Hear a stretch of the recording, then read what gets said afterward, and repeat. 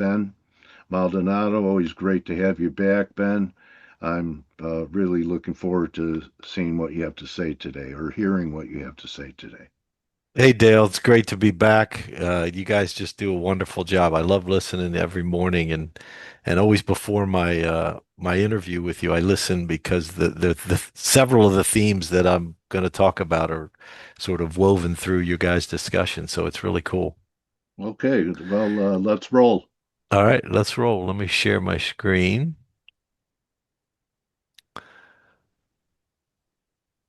There we go.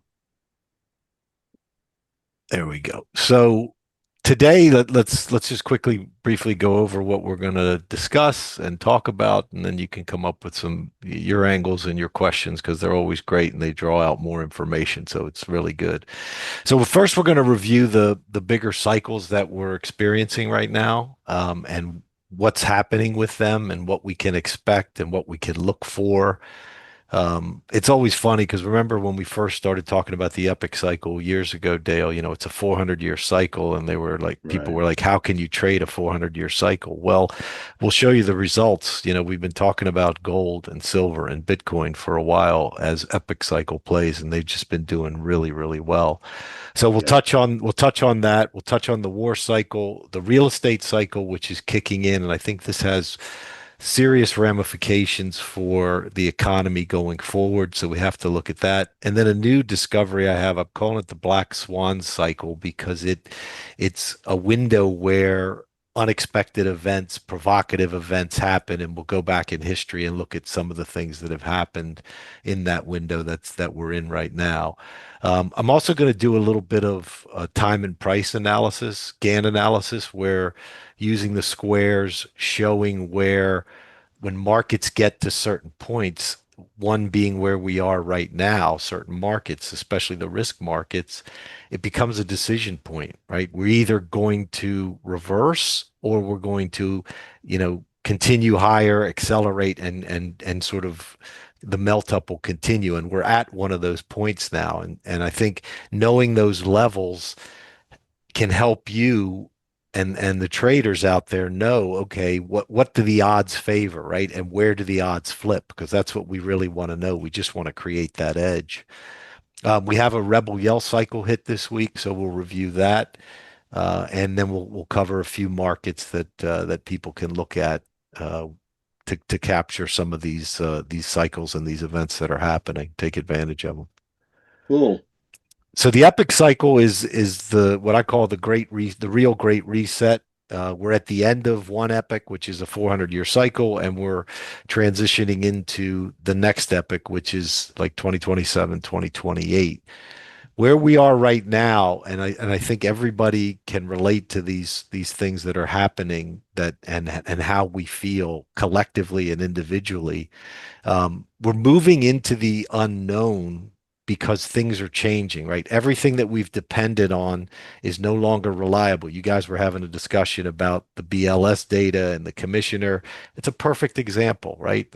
That data used to be sacrosanct, right? You got the number, everybody traded off of it. The number was good. The revisions while they were there were minor. And now we're at the point where is the data any good? People are looking at it and questioning it. And because of that, it's creating confusion and uncertainty individually for us and as a whole, as the collective whole. And that's what's creating a lot of the anxiety and the concern is because we just don't know. We don't know what we can rely on. The Were other you thing, around when the big news, and it happened every week, how the markets would wait till Friday after the close for the money supply figures, and how they would be, you hardly heard about the jobs number. right. I was a kid, but I do so I wasn't in the business, but I do remember my friends talking about that were working, older than me Yeah. that were working that, oh, we got to check the money supply. We got to check the Yeah, money oh, supply. that was every Friday there was a Yeah. red number. Maybe they should revert. Yeah. Anyway, go ahead, bro. The other thing that's happening is we're getting so much change so quickly and so fast that planning is really difficult. on an individual level, on a corporate level, on a governance level. Things are moving so fast that making plans is difficult. For example, a couple examples I put up there, how quickly AI is developing and changing, and people are Yeah. saying, "Oh, you have to do this because of AI." And then a month later they say, "Well, now because of this happened, you got to try and do this." So the rate of change is so fast that planning is almost obsolete. Same thing with tariffs. The irony here in the next bullet point is we're getting more freedom, but because there's so much freedom, we're getting more disorder and more sort of chaos. And I think the current administration, no comment politically, but the current administration's a perfect example of it. They're doing How about stablecoin playing into this? I mean, it is a new introduction to the monetary system. it is, and to me, it feels like it's a it's a way to hang on to the old regime, right? Which is the dollar and the dollar-based system, because Okay. if by doing these stable coins, it creates demand for treasuries, which creates demand for dollars. So, is it going to work? Probably not. If I was to handicap it, because we are going to have a new system, whether we like it or not.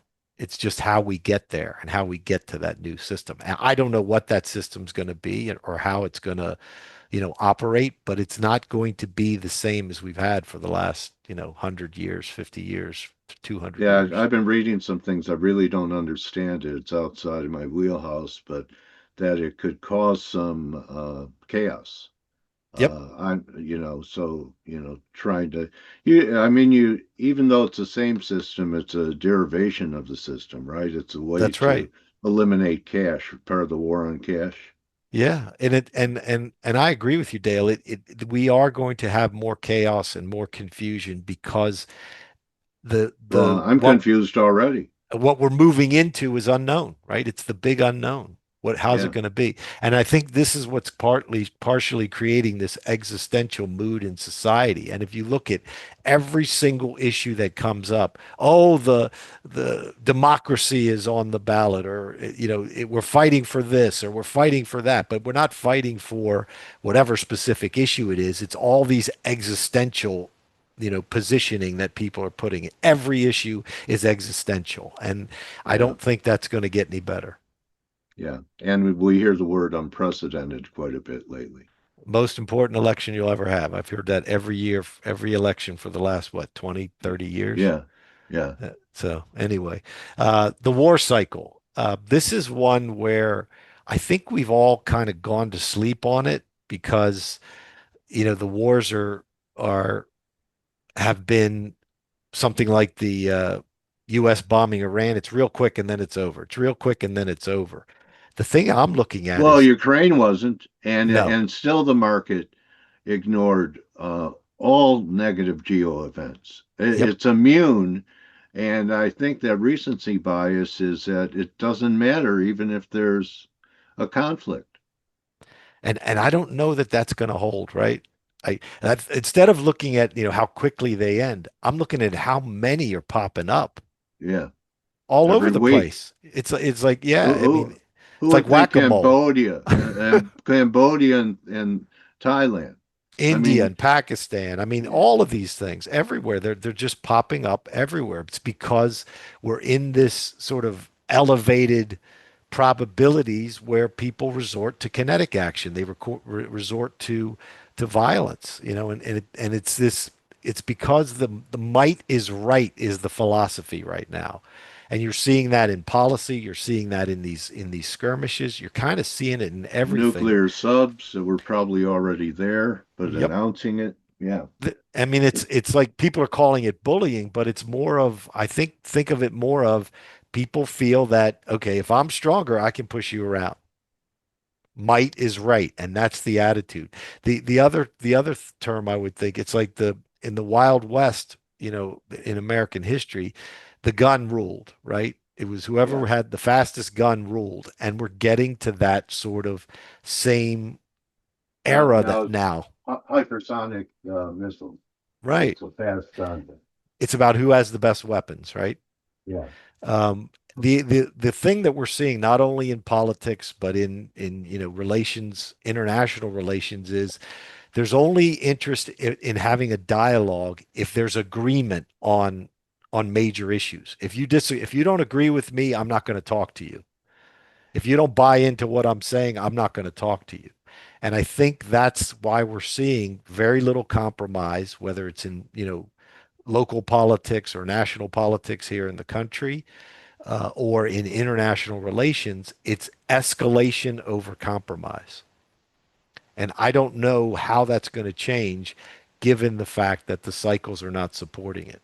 So I think it's only going to lead to more wars and unfortunately mistakes being made, miscalculations being made that result in a much bigger conflict. On the geo front, what are you most concerned about? I think it looks like the Ukraine is gonna be where things really spread. Okay. You know I, that I, yeah, yeah, all right. that's the tinderbox that I think we got to watch. All right, because they are moving those hypersonic move missiles to Belarus, which I heard explained as be easy to open up a front against, the Baltics, etc., Poland, from there, than from Russia.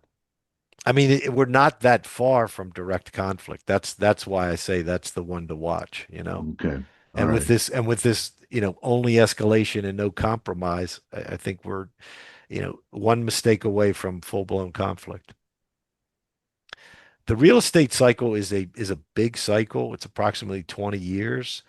We're currently in the phase here where, for the next 2 to 4 years, there's going to be weakness, like no growth, contraction, prices are going to come in, and housing is 15 to 18% of GDP in this country. So So Ben, I think you is this revised starting this year instead of next year? I mean, yeah, we're 3 quarters through the year, but I believe you were saying 2026 was the year that people would really start to feel it. that's right. It'll accelerate. Remember, all real estate is local, and you're seeing Yeah, weakness in prices in certain markets already. But I like I said, the big thing you're going to feel is next year. And how are we going to have, a growing economy if housing is contracting? I just don't see it. I don't see how we're going to have a robust economy. And Blake was talking about, what's the world going to be like in 6 months? Do you think the economy is going to be booming in 6 months? yeah. I just don't see it without housing, adding to it. And as a matter of fact, subtracting from it. So Really, it really that expression of it's all local is mhm, true, but it's also true that it's a global housing bubble. It's mhm, everywhere. It's not yeah, just in the U.S. Go to Europe. yep. Same thing. Go to Greece and see how much properties are now compared to 5 years ago. Go to So, China. well, there's a few ghost cities there. Yeah, they're having That's real the problems. opposite, right? So, what is happening in China could happen globally, and I think aren't they at like 50% drawdowns from the peak in China? Yeah, it's bad. Their housing is Mm, bad. So, and okay, we're in that cycle, right? We're in the window. None of these things, remember, when you're dealing with cycles, none of this stuff is 100% guaranteed, right? You're just looking at probabilities. And when you're in these windows and these cycles hit, you have a higher probability of these things happening. That's why we look at them. That's why we study them. Here's a new one we haven't talked about before, Dale. And I'm calling it the Black Swan cycle. The reason I'm calling it that is there's a higher probability of unexpected events happening in this window, right? And these are dramatic, powerful, provocative actions. We're in the window right now, and it's open until August 17th. So there's say call it 2 more weeks left when we're in this window. We've already seen some provocative acts. You never know for sure until you look back what was the big event that happened. Sometimes it's obvious. Let's go through a couple of these. In 1942, the Germans started their offensive against Stalingrad. during this cycle, during this Black Swan cycle, which that was the most bloody and death-producing Yeah. battle of World War II. It's a And it great movie about it. it was a surprise. It was unexpected, and it really was, you know, sort of fit the bill of the Black Swan. Um, Was a turning point yeah, for Germany to the yeah, downside. Yeah. right. Okay. Oh In wow, nine we had some nuclear action too. in 1954, the U.S. tested a hydrogen bomb on the Bikini Atolls at the islands out there. In addition, there was a Geneva Accord that partitioned Vietnam into North and South, which obviously led to Yeah. uh, further escalation later on in the Vietnam War, which in 1966, the U.S. escalated the Vietnam War by beginning bombing in Hanoi and other cities there. So we have that connection. Here's one that wasn't a negative and it was probably positive in the markets. I didn't go look exactly what the markets did, but Yeah, I was going to ask you. in 1989, the Berlin Wall fell. Yeah, Huge, right? That was a huge thing. I remember. I Yeah. remember that happening and going, my God, did we ever think in our lifetime we'd see that? Yeah. 2001, unfortunately, is an infamous period in the U.S. The 9/11 attacks in the U.S. occurred during this window. And then the most recent one was in 2014. There was the Maidan Revolution in Ukraine. Have you So, had any of these similar time windows since 2014 produce anything? no, this is the first window we've had since. This is And the first window since 2014. yes, So they come every 12, 13 years? approximately like 11 to 13 years. Yep. Oh, that's a window that a lot of things could fall out of. Yeah, this is not like a 5 minute time trading a 1 minute yeah, especially chart. in Moscow. Yeah. I A mean, lot of things so could fall out the window, we got to accidentally slip. keep our eyes open, right? Right. Yeah, stay away from open windows in Moscow. Yeah, yeah. Anyway, that's really interesting. Next couple of weeks. All right. Yeah, so this is an important cycle. I want everybody to know about it. We're in the window now. Keep your eyes open for these kind of events. And again, it doesn't have to be negative. It could be like the fall of the Berlin Wall. So, but just keep your eyes peeled because that's I think we're going to see something. Okay. Let's go to on the intro. We talked about doing some Gann analysis. Price Yeah. and time. Yeah. The time counts with Gann when you're looking at a chart identify periods where a change in trend is likely. Again, higher probabilities. 90 and 144, along with their derivatives, are key numbers we look for. And one of the things I'm going to show you guys, which I know today was a lot the face show was really heavy on forex. Um, really good evidence that we have a bottom in the dollar. Really, really good, and I'll show you. Yeah. Um, just to show some key numbers that we want to look at for risk. August 11th, which is next Monday, is 90 trading days from the April 7th low. So plus or minus a day, you want to be watching. So Friday, Monday, Tuesday, watch price action. Do we get things changing? Do we see a lower high come in, a false break high? Whatever happens, take note around that date. August Full moon on Saturday. There you go. Right in the window. Yeah. Um, August 6th, which is this week, is 127 trading days from the February 19th highs in risk markets. And that gives us a high to high. So again, we have this week starting on the 6th, looking at Friday the 8th, looking at Monday the 11th. We're in that big window we just talked about, the Black Swan window till the 17th.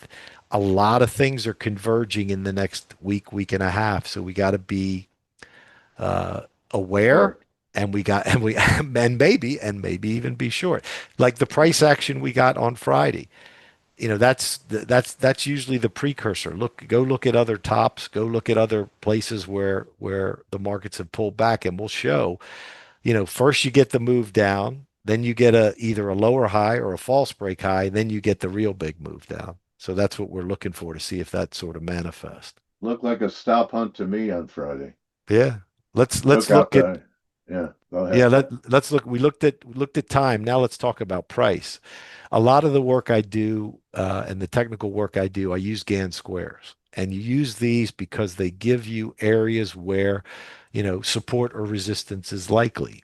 If price can stay on top of a square or a key level, I called it here, then that price is support. If price gets stuck under the key level, that's resistance. Again, 90 and 144 are really key numbers here. And the really interesting thing, Dale, that I was doing the work last week for the weekly show that we did, and I saw these relationships come in, and I was like, wow, this is pretty significant. On a monthly chart, again, this is not, 5-minute charts or even 30-minute or 4 hour. This is on a monthly chart. The ES, and I'll show you the charts next, is at the 180-degree level up from the 2009 lows. So we've had a 180-degree move on a monthly basis from the 2009 lows. That's the great financial Right. crisis lows. And on the NQs, this is even more dramatic, I think. We're 180 degrees up from the 2002 dot-com bust lows. Wow. And those are significant, right? Because you're talking about monthly charts and you're talking about 180 degrees, which is, Okay. two times 90. So let's take a look at the charts and you'll see what we're doing. Again, it doesn't mean we're going to crash from here. It doesn't mean that the top is in or anything like that. What it is it gives us a reference point where we can say, based on where price is in relation to this point, what do the odds favor? So let's look at ES and go through it. So the number 180 degrees up, see from the square is Yeah. set at the 2009 lows, 180 degrees up, basically caught the high on Friday, or what was that? This is a monthly, so that was last week, right? Early last week we Yeah. made that high. And that Right. price, the price we want to monitor and price we want to watch is 64.48. If Yeah. we can clear the square, meaning we get a bar above it and the bar sits on top of it, we're going higher. We're going, Yeah. the next level is like almost 7,200, 71, 71. But if we get stuck under this and cannot clear it and cannot get over it, then we're heading lower. And the next number is going to be around 5,700. That's support at this half square. It's because the major supports are full squares and half squares. Okay. And these Good. lines are not just some random lines I drew. These are 1 by 2, meaning 1 unit of price up for 2 units in time. And look at it. If we put it on the highs of the .com, look where it intersects. Yeah. Return line. And that's Yeah. not me playing around with crayons. This is 1 by 2. This is a geometric line. And Okay. then we just created this channel by, duplicating the lines and then putting them halfway down and put it on the low here. And look what it caught. Caught Yeah. the Yeah. spike low in April. Yeah. It kind of looks like an Andrews pitchfork. Absolutely. It functions just like a pitchfork. Okay. But the key, Ouch. like, again, on the monthly basis, the key number to watch, we need to get above and clear 64.48. Okay. The longer we stay under it, the more vulnerable we are. And you could So see what you there's your could, risk management, guys, if you want a top pick. yeah, and you could see what happens when we hit these 45s, which are a derivative of 90. Like in 2014, 15, 16, couldn't get over it, pulled back a quarter square, right? Had this Yeah. correction. Up here, we tapped it, pulled back a quarter square, right? Up here, Yeah. didn't quite get to it, pulled back almost a full square. So here we really gotta watch because we have timing and we have a price level. The good news is we don't have to predict. We just look at price in reference to that level. Now let's Great look at look. yeah, let's look at the NQs. Similar story here, right? So, but this is from the .com lows, 2002 Right. low, right? And we Yeah. and we go up 180 degrees up, and we tapped it the past month in July. The number Okay. there, 24,036. So call it 24,000. We need to clear 24,000. If we do, the melt up keeps going, the rally's going, we're going to 26, 27,000 NQs. Okay. If we remain stuck under here, 21,100, where we're heading. That's my target. Yep, that's where we're heading if we get stuck under. Now, what am That's I? that's a 200 week moving average. There you go. And again, same thing. Here's a 1 by 2, just to give you some perspective. But we have the numbers, and you know the number to watch, right? We don't have to Yeah, predict. We just have to react and manage risk. exactly. And knowing where you're wrong is the biggest part of it. Huge, huge. It's The the other thing, only thing. It's really the only thing you could control yep. is where you're going to say you're wrong on the trade, and Ben's giving you the points. And that's what these squares give you. They give you a point where you know, okay, the odds have flipped. It's no longer bearish, it's bullish because I'm sitting on top of this. And that's what you want. The other thing, just quickly, here, 45 months high to high from the 2021 high to the current high we made. 45 is a derivative of 90. That's again another time marker. And this isn't 45 like 4 minute bars. This is 45 months. Yeah, It's a big cycle. yeah.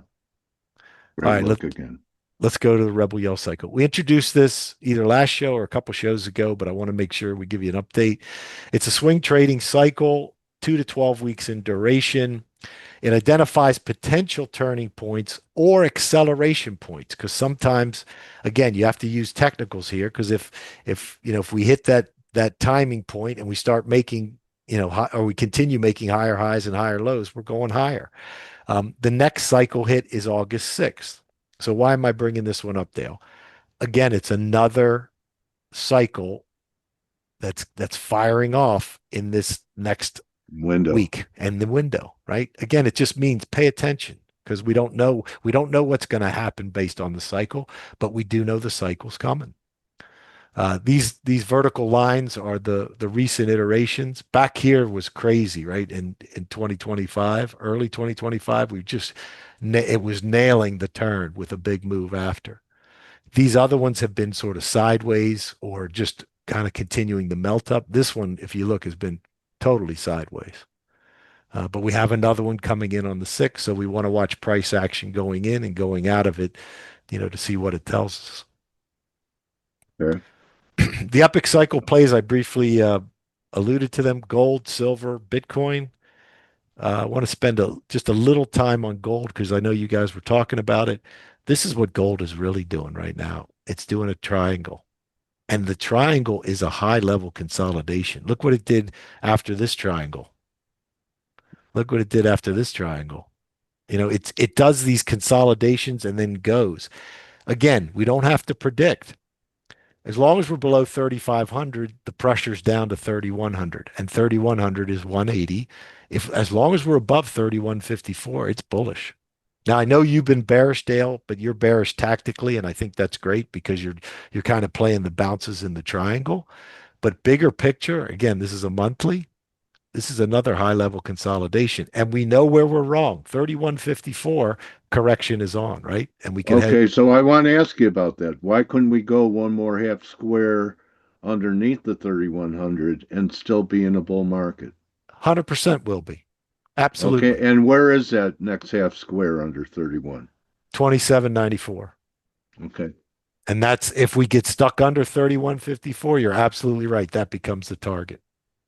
yeah, okay. I was So thinking 2,900 or so, but we'll see. Yeah, 29, 28, yeah, it's in the yeah, neighborhood. yeah. Okay, So that's gold. Let's take a look at silver. that's been a great call for you, Ben. Yeah, gold and silver and Bitcoin have been great. I just don't Yeah. you never have enough of any of them. That's the problem, right? Oh, and you always have too. No, there's times you have too much, but it's usually not working. That's right. When you got to bail, you have too much. Oh, yeah. Here's silver. You could see until we get above this half square, just let's call it 38, just to round it up, we're going to be under pressure, right? We're going to be chopping around and struggling to go higher.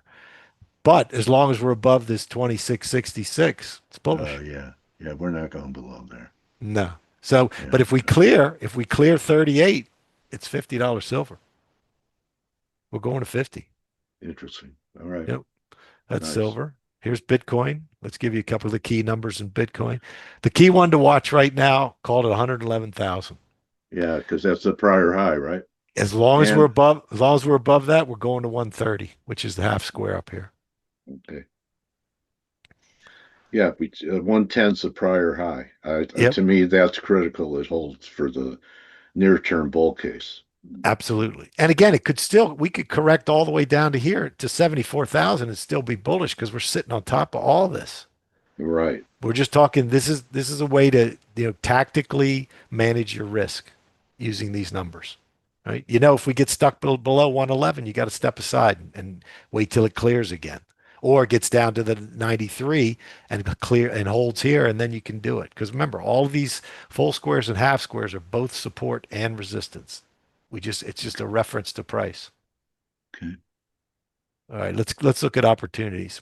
We talked about a lot of these before, but I wanted to update them. I still think you can sell the builders, home builders. Still think you can buy aerospace and defense. Based on the war cycle. This is based on the real estate cycle. Commodities. I'm looking for setups to buy in sugar, cocoa, coffee, and crude.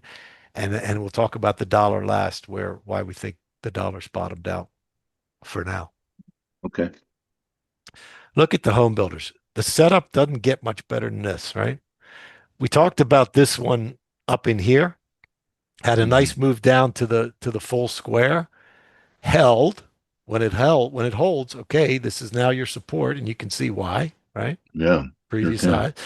But look at what we've done since, Dale. A, B, B. C. Yeah. This is a perfect setup. And it tells me we might be, like we were talking about, 2026 might be the teeth of the cycle because here's your wave one down. This is your wave two corrective wave. Could be coming at three next. Okay. And that's the builders. You Yeah. know, You know you, where you're wrong. you know where you're wrong. 114.44. You settle above that, you're wrong. Okay. What's the symbol on that? Is that an ETF? This is, yeah, XBH, I think it is. Okay. That's it. XBH. All Yeah, right. XBH. Okay. All right, let's look at aerospace. It sure looks like there's a bull market in war, doesn't it? Yeah. Here we came down in April at the lows. Look at where support came in, right on the full square. Yeah. Held it, rallied up, and now look what we did. This is one of those decision points, right? You're up here and you're saying, okay, are we going to clear this or are we going to roll over and have to come back to 173 to find support? Well, so far, we're holding it. Look at the low here. 209.52 is the number. If we hold that, 245 becomes the target. If you get a pullback to 5,700, you'll be able to buy it at the half square Yeah, underneath it. about Don't you 173. think? Yeah, Yeah. because look, there's support, there's structural support Yeah. there, and you got the half square.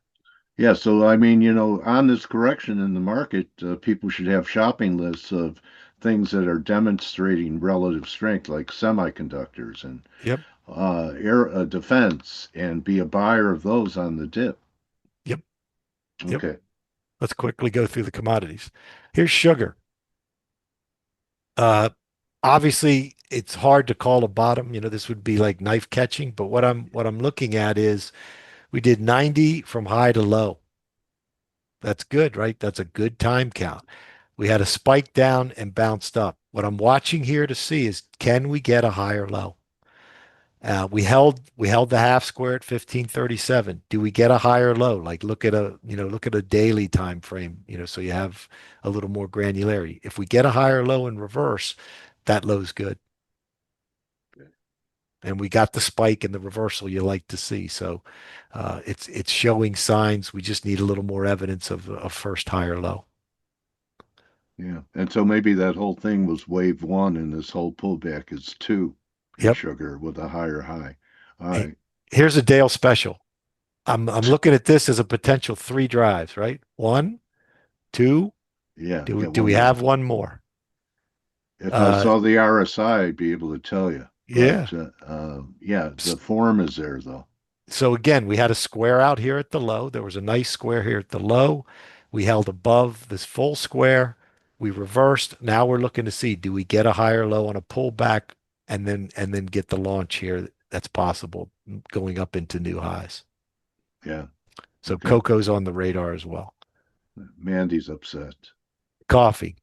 I shorted coffee on this lower high. We had a nice short here. Now I'm Wow. thinking it might be setting up a buy. Yeah. Had a nice square out here. Good push off, first push off the low. Found resistance here at the full square. Couldn't clear it. So now we're coming back. Do we get a higher low?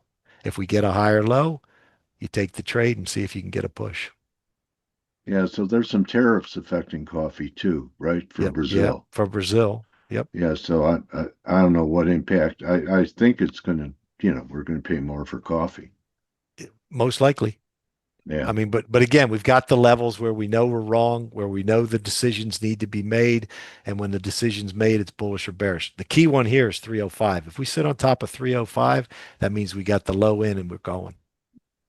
Okay. Maybe even if we don't make another high, if we get up to 350 or 380 and make a lower high, it's still a hell of a trade. Yeah. So that's coffee. This one's interesting to me because crude could go either way. I don't know if I've shown this circle chart before, but the circles You sort have. of, yeah, they hold price and price accelerates when it gets on the arc. You can see here how crude did it Yeah. multiple times with these circles. And we're now Yeah. just coming out of this circle this month. And so what's either going to happen is we're going to get a bar above 71.59, which is the full square here. That means we escape the circle. When you escape the circle, you get a fast move in the opposite direction you were going. This direction was down, so it would be up as long as we can clear this full square. You can see how they act here. This circle was going up, it fell out, got below the full square, and then look what happened. This went into the negative territory. Remember when crude went Yeah. actually negative on the futures? Right. So there's two options, right? One, we clear it, we break out of the square, we clear we break out of the circle, clear the full square, we go higher. You got 101, 102 target. If we can't get above 71.59 and get stuck under and stay, on this arc of the square or right near it, we could go to 41 in crude. So Okay. big directional move one way or the Yeah. other. We know the number to watch, and that gives us the clue to which way we're going to go. Great look. That's crude. All right, now let's talk about the dollar, and then we can finish. Why do I think the dollar bottomed?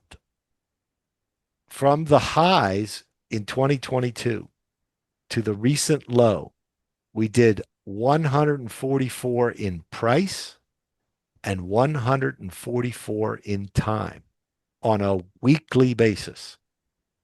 That is a big, big cycle. The other thing that we held the half square here, right, at 95. We bounced hard off of that low. So it became like a false break low. And now Right. now we're trying to clear above 98.24. So watch this week's bar. If the low is above 98.24 or above, we're going to 100 next. 100 and a half. We clear that, 102. So This you'll be taking it one square at a time. one square at a time, but this big cycle, 144 in price by 144 in time, does not happen very often on a weekly basis. And we had Okay. one. So we got the thing I'm looking for is it helps what these things help me do, these cycles like these 144s by 144s or 90s by 90. It helps filter out. I'm saying I'm not really interested in short trades right now. I Yeah. want to focus in. Do we get good long setups? Are we seeing higher highs? Are we seeing higher lows? Because those are the types of trades that I want to look at given that big cycle. Okay. And Yeah. that's that There are some people that are saying if we completed down here, that the big wave we had up to, I don't know, what was it, 114 from wherever it was, 75. right And in here. then, Yeah, and this was one big ABC. right. And now we're launching into a wave that could be, equality to what happened on the left where you first started This one. charting it. Yeah. Yeah. Yeah. Yeah. I mean, this remember the square went from here to here. We completed here to Yeah. here. And it also So completed an ABC pattern. yeah. So it's now we don't know what comes next. We do. I just No, think we never do. this low is in And now we got to Yeah. see, how does this unfold? Use the squares, use your technicals, use your RSI, whatever tools you have, use those to sort of stack up the odds for a decent trade.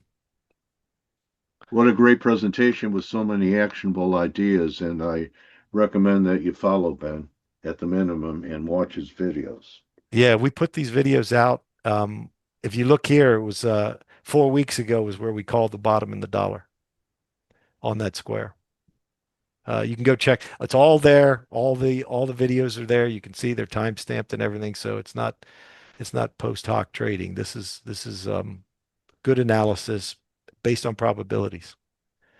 And there, I if you want stand to, by it. I yeah, follow it. Ben yeah, keeps me in touch with his stuff, so sure, sure. I always appreciate it when he gives me a heads up on some of the cycles and Rebel Yell. I think it would help you guys to be aware of this and start following him. And I have a new tagline for what you do.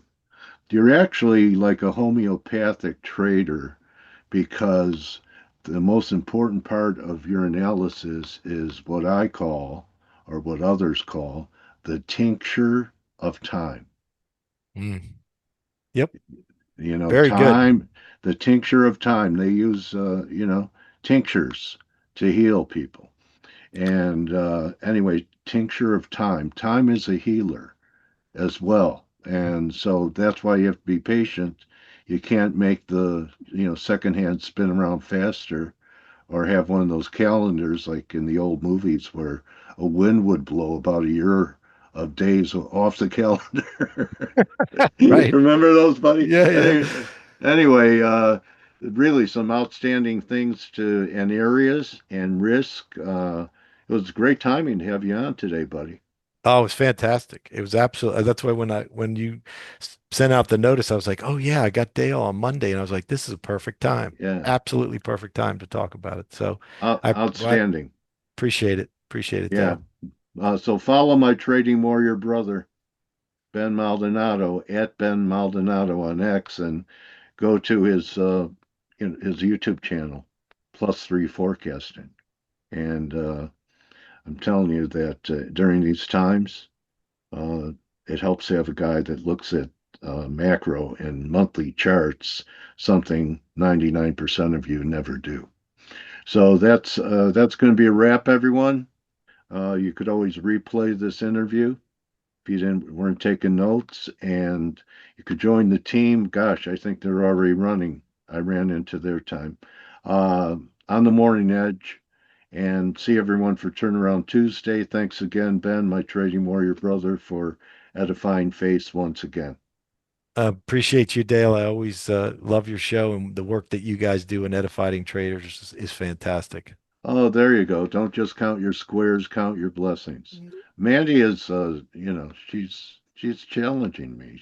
She's more creative. All right. Anyway, especially on a Monday morning here at 6:18. Anyway, everyone have a great day trading. Thanks again, Ben, and we'll see everyone. I'll see everyone tomorrow. Take care, Adios. everybody. See you, Ben.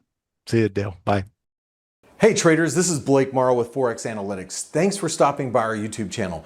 Don't forget to like these videos, share them, and subscribe to our channel so you don't miss any of the content that we provide here for free. Thanks for stopping by. I'll see you in the next video.